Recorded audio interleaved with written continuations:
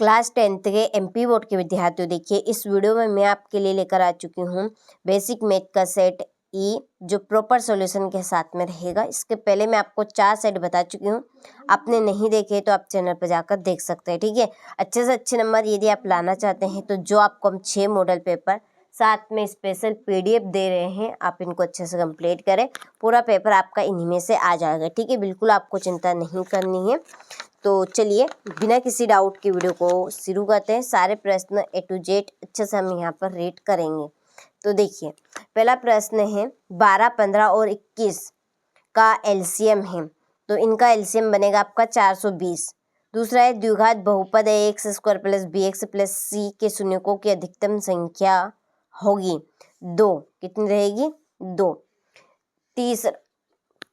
तीसरा है जब a1/a2 equal b1/b2 equal c1/c2, तो समीकरण निकाय यहाँ पर दिया गया है, इसका कौन सा हल है? तो इसमें रहेगा आपका के अनंत अनेक हल होंगे। ठीक है, अगला है द्विघात समीकरण ax square plus b x plus c equal 0 equal नहीं है 0 के 2 भिन्न वास्तविक मूल होंगे यदि बी स्क्वायर माइनस 4ac बड़ा है 0 से। ठीक है, पांचवा है समांतर श्रेणी यहाँ पर दी गई है का प्रथम पद तथा सार्वंतर है। प्रथम पद इसमें क्या है 6 और सार्वंतर 9 में से 6 घटाएंगे तो 3। ठीक है, तो 6 और 3 इसका आंसर रहेगा। देखिए जिस तरह से पूछा है उसी तरह से आपको आंसर लगाना, नहीं तो देखिए ये भी है 3 और 6, लेकिन पहले क्या पूछा है प्रथम पद, तो प्रथम पद क्या है इसमें 6 है।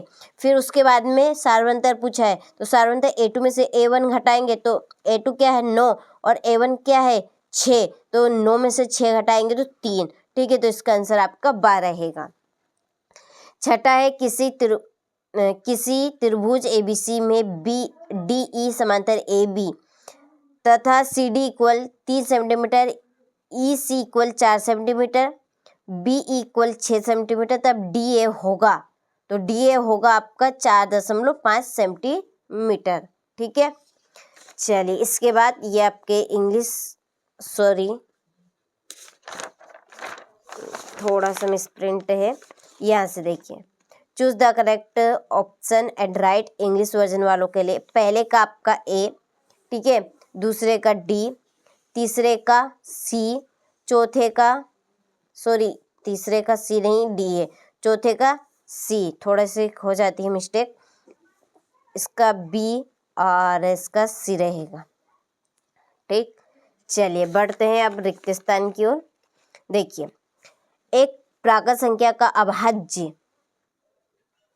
गुणनखंड उसके गुणनखंडों के क्रम को छोड़ते हुए खाली स्थान होता है। आदित्य कैसा रहेगा आदित्य। दूसरा है द्विघात समीकरण का व्युत्क्रम ऋणात्मक हो तो मूल खाली स्थान होंगे काल्पनिक।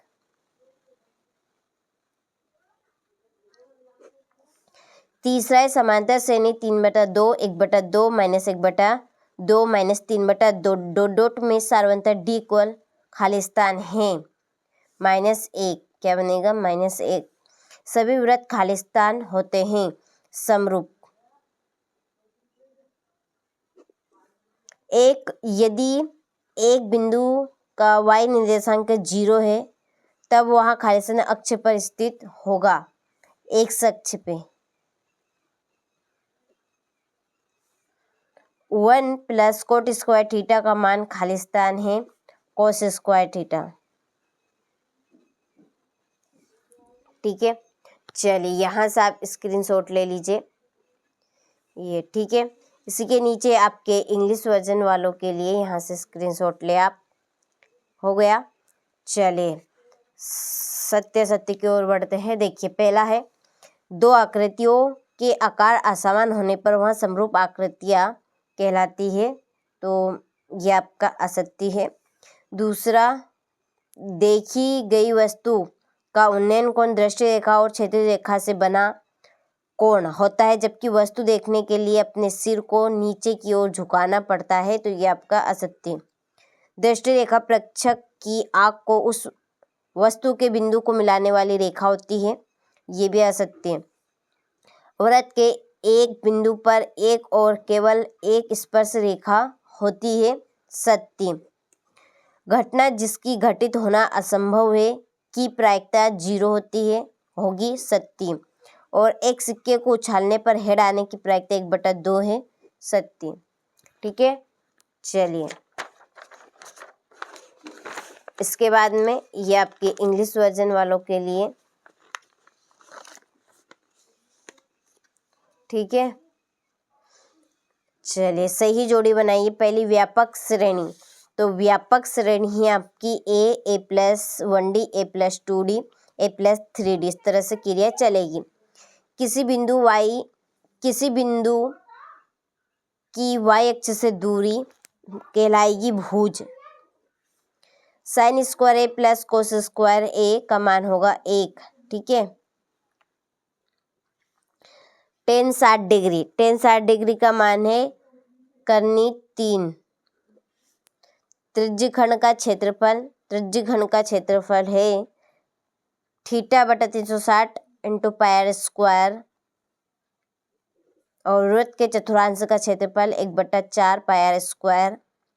ठीक है, ये आपका छठा। चलिए यहाँ से आप स्क्रीनशॉट ले लीजिए। इसके बाद ये आपके इंग्लिश वर्जन वालों के लिए। ठीक है,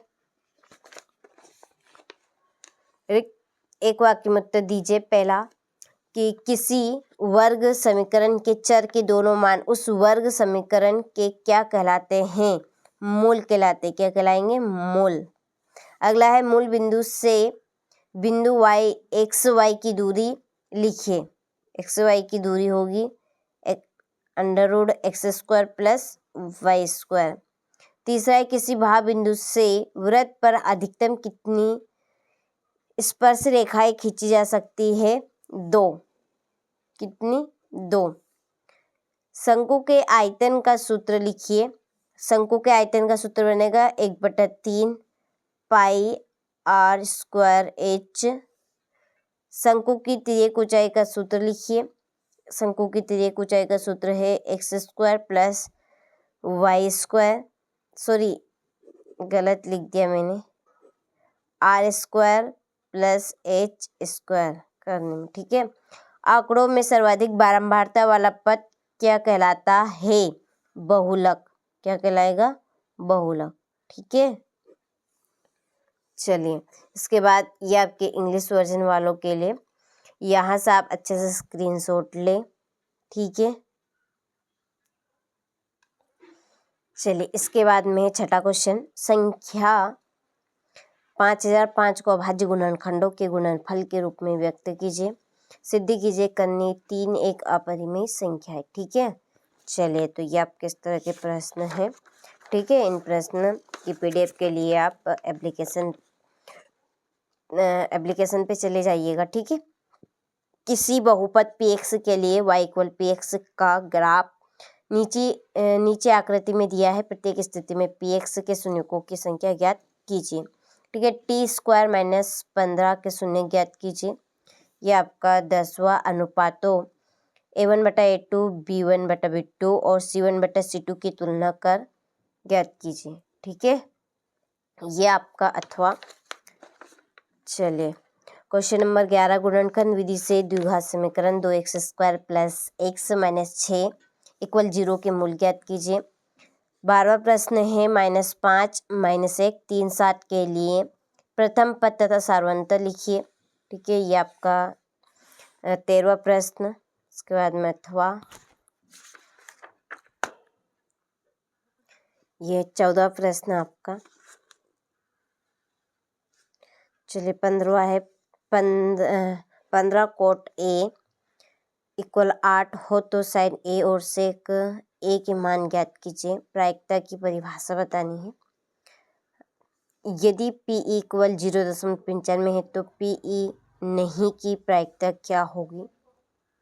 ठीक है, ये हो गए। ये आपका 18वां प्रश्न।